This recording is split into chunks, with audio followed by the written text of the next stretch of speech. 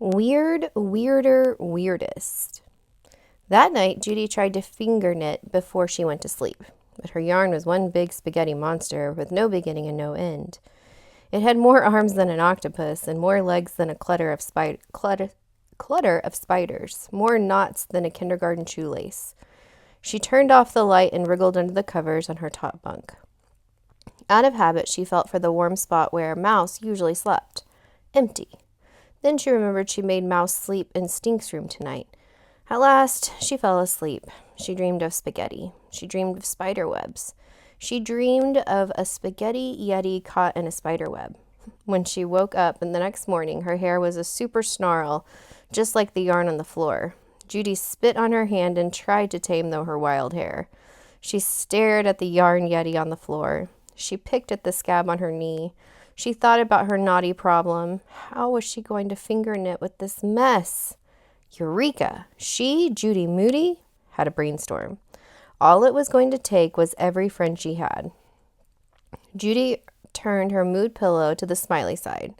She hopped out of bed and pulled on a pinkish hoodie. She slipped on her purple all-the-time mood ring. Judy was in the pink and ready for GMD number 2. Good Mood Day number 2. At the bus stop, Rocky took one look at Judy and asked, "What's with you?" "Nothing." "Something's different," said Rocky, studying her. "Ponytail?" Stink told Rocky. "My hair is brushed. I'm wearing pink." Judy fluttered her fingers. "And I use smiley face stickers for nail polish." "And you're not wearing any Band-Aids. And you haven't said roar like for one whole day." What's going on, Judy? One day, it felt more like 2 years. So it's weird. "Yeah, weird," said Stink. "Invasion of the Body Snatchers weird." "I mean, it's not even backwards day anymore," Rocky pointed out. "But you're still backward, or something." "Or something," said Judy. "And she smells like cupcakes," Stink added. Rocky took a whiff. "Vanilla or chocolate?" asked Rocky. "Red velvet," said Judy. All day, Judy's friends thought she was acting strange, and when it was time to line up for a band concert, Judy let Jessica Finch go first. When Mr. Todd did not call on her in Math Lightning Round, she did not even make a face. And when they did not serve mini ice cream sandwiches for Wednesday lunch, Judy just said, "Fruit, please." At recess, a 4th grader called her a name. "She's going to roar," said Rocky. "She's going to roar," said Frank and Amy. Judy drummed her fingers on her leg. She scratched an itch behind her ear, but Judy did not roar. She said, "Sticks and stones may break my bones," and all that. Then she walked away. "Watch this," Rocky told Frank. Amy and Jessica watched too. "Hey, Judy," called Rocky. "Let's play Foursquare." "Can't," said Judy. "I don't want to get chalk all over me." "How about helicopter?" asked Frank. "Hello, my hair. It'll all get messed up." "She's backward, all right," said Frank. "And it's not even backwards day," said Amy. "Told you," said Rocky. "Weird," said Frank. "Weirder," said Amy. "Weirdest," said Jessica Finch. Jessica pointed out that Judy was wearing pink and ponytails. "What's that thing you always say? Same, same?" she asked.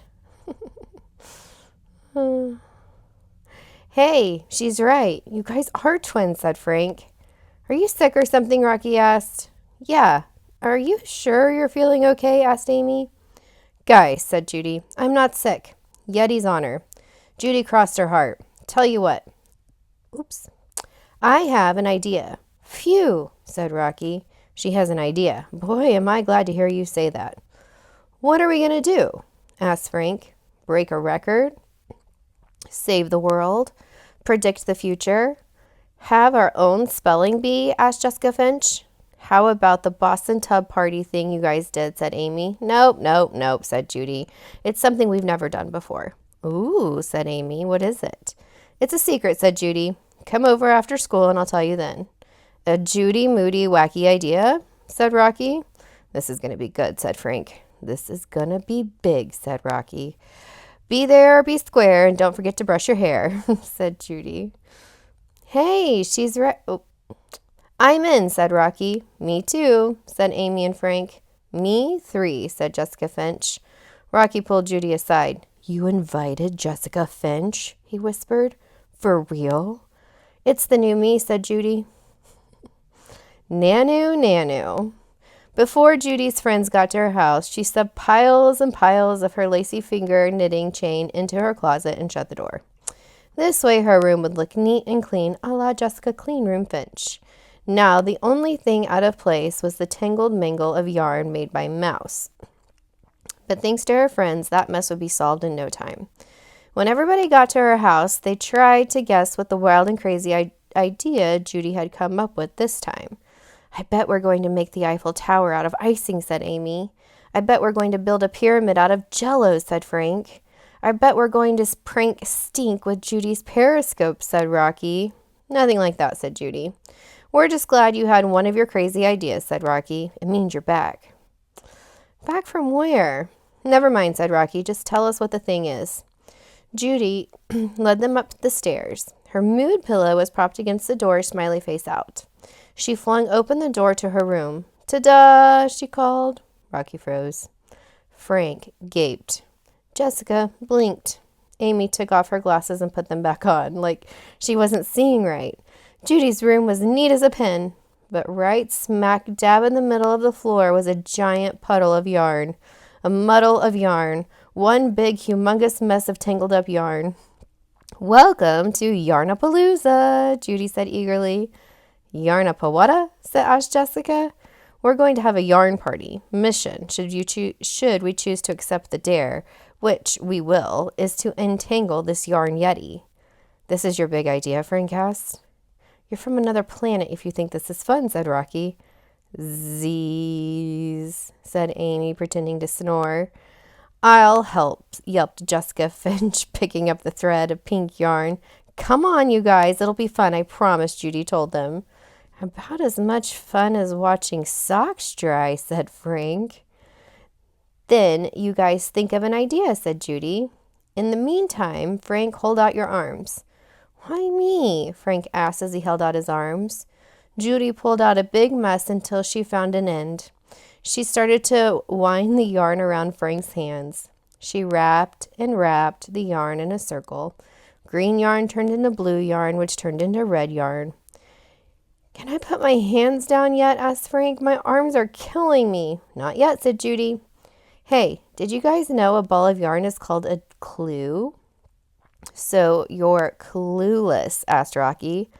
Get a clue, said Judy, and she cracked herself up.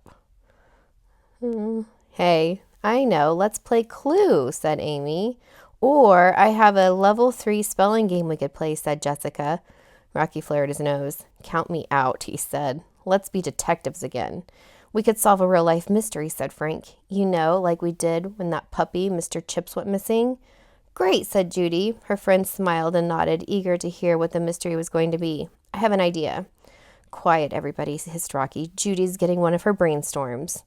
Judy held a bright idea finger in the air. Let's solve the mystery of how to untangle this big blob of yarn. Aw, said Rocky. I thought it was going to be something big, something good. Something scary, said Frank. Something interesting, said Jessica. Something not boring, said Amy. Or, said Judy, we could play Jessica's level 3 spelling game. I call yellow, said Rocky, diving for some yellow yarn. Brown, said Frank, elbowing Rocky out of the way. Purple, called Judy. Pink, said Jessica, nudging Rocky. Everybody pushed and shoved, trying to get their favorite color. Guess what? I know how to read colors, Amy told them when the ruckus died down. My mom has a whole book about it. What does brown mean? Asked Frank. It means you're weird, said Amy. Huh. Just kidding. Most people pick blue for their favorite color, especially boys. But brown means you like nature. You're strong and people can count on you. Frank held up one arm and flexed his muscle. That's me, Iron Man Pearl. Now me, said Rocky. Yellow. Yellow means you like the sun, you're cheerful, and you have a good imagination. Cool, said Rocky. And you make babies cry. Huh? Gotcha. Actually, yellow rooms do make babies cry more. Blue calms people down, and green helps you read better. Do pink, said Jessica. Pink is the color of love, said Amy. Ooh, Jessica is in love, Rocky teased. In love with spelling, said Frank. How about purple? Asked Judy. Purple is the color of kings and queens and means you'll be rich. And you're creative. Sweet, said Judy. She likes it. Stink poked his head into Judy's room. Can I borrow $5? I don't have $5. But you're going to be rich, right? Stink, I told you not to spy on me and my friends. Mom needs you downstairs. For a minute. Then hold this. Judy handed Stink her ball of yarn.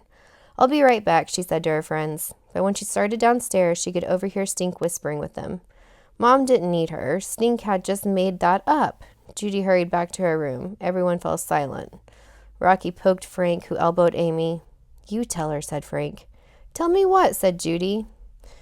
We want you to take a test, said Amy. A test? What is this, school?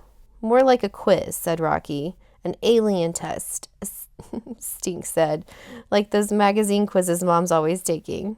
Think of it as a game, said Amy. She cleared her throat. First question. Do you like the color green? It's only my second favorite color after purple. Why? Do you eat Mars bars? Asked Rocky. I guess sometimes. Why are you asking that? Do you wear sunglasses? Asked Jessica. When I'm at the beach, yeah. Why do you want to know? Did you ever ride in a spaceship? Asked Frank. In outer space land, I did.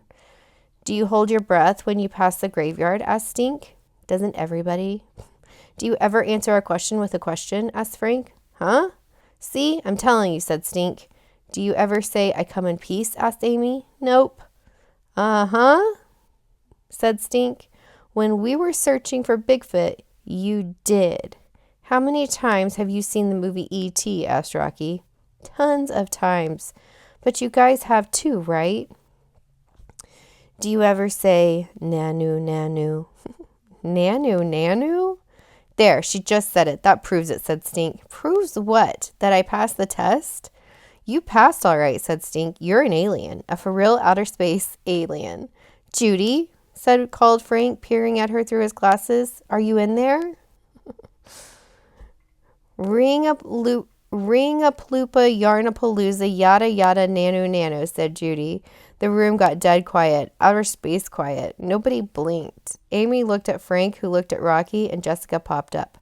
I just remembered. I have to go, said Jessica. Amy nodded and got up too. Me too, said Rocky. Me three, said Frank, tripping over Amy and Rocky to get out of Judy's room as fast as she could. Jeez Louise, thought Judy, trying to be in a good mood, and your friends mistake you for an alien. Judy ran over to the open window. Hey guys, she called out. I was just saying thanks for helping me untangle the yarn. But her friends were already halfway down the street, their backs to her. Oh no, poor Judy. She feels like an alien and looks like one too. Just kidding. All right, bad mood itch next time. Love you, Bear.